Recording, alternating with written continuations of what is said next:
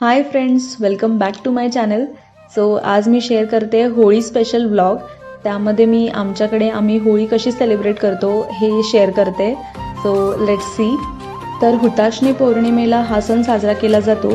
पूर्वी हिवाळ्यानंतर हवेतील गारवा कमी होऊन हवेत थोडी उष्णता निर्माण व्हावी यासाठी सर्वत्र होळी पेटवली जायची. ग्रामीण भागात होळीला शिमगा असं सुद्धा म्हटलं जातं. तर होळी दिवशी सकाळपासूनच लहान मुलं टिमकी वाजवून होळी त्यांची साजरी करतात आणि होळीचा गाजावाजा सुरू असतो. आमच्याकडे होळी सर्वांची एकत्र असते. तर घरातले मोठे शेतामध्ये किंवा जंगलामध्ये जाऊन सावरीचं झाड आणतात आणि त्याला आंब्याचे डहाळे बांधतात आणि समिधा म्हणून लाकडांची होळी रचली जाते. आणि घरी किचनमध्ये घरातील महिला, आई, काकू वगैरे पुरणपोळीची तयारी करत असतात, कारण होळीला पुरणपोळीचा नैवेद्य दाखवला जातो. तर मी सुद्धा पुरणपोळी केली होती.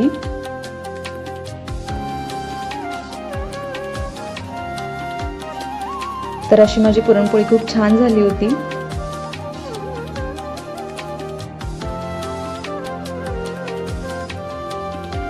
तर आमचा नैवेद्य तयार आहे आणि आम्ही आता जातोय होळीच्या पूजेसाठी.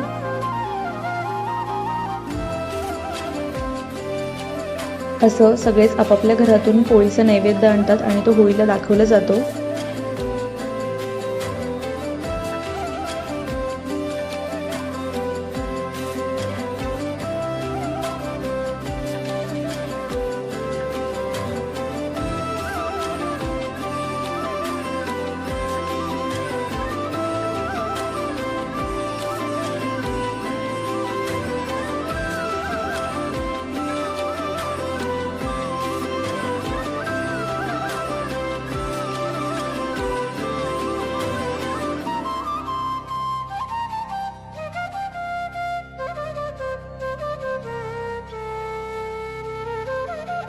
आणि त्यानंतर होळी पेटवली जाते.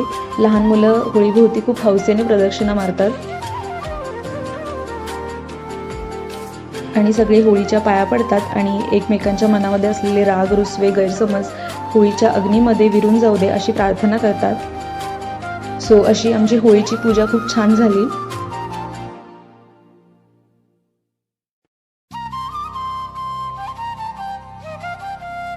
तर होळीच्या दुसऱ्या दिवशी असतं धुलीवंदन. ग्रामीण भागामध्ये त्याला धुळवड असं म्हटलं जातं.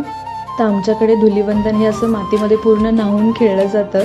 मातीची सुद्धा आपलं एक घट्ट नातं असतं, आपल्या स्किनसाठी चांगली असते आणि त्यानिमित्ताने मातीचा आपल्याला स्पर्श होतो आणि इवन लहान मुलं तर खूप एन्जॉय करतात. तर तेवढीच एक मजा असते.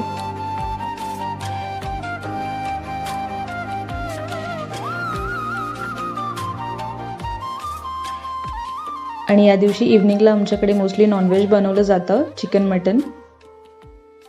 तर आम्ही थोडं शॉपिंगसाठी मार्केटमध्ये आलो होतो. आमच्या आजरामध्ये फ्रायडेला मोठं मार्केट असतं. तुम्ही माझ्या चॅनलला अजूनही सबस्क्राईब केलं नसेल तर खाली दिलेल्या सबस्क्राईब बटनवर क्लिक करा, म्हणजे माझे नवीन व्हिडिओज तुमच्यापर्यंत येत राहतील.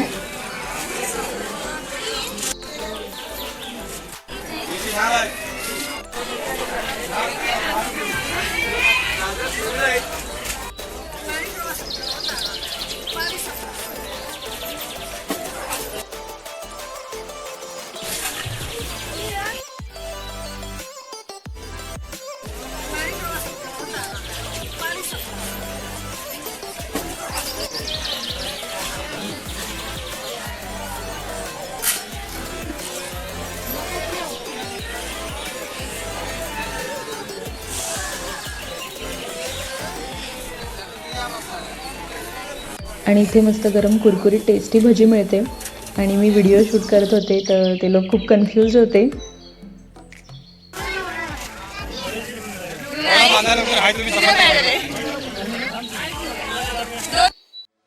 सो आता आमचा डिनर पण तयार.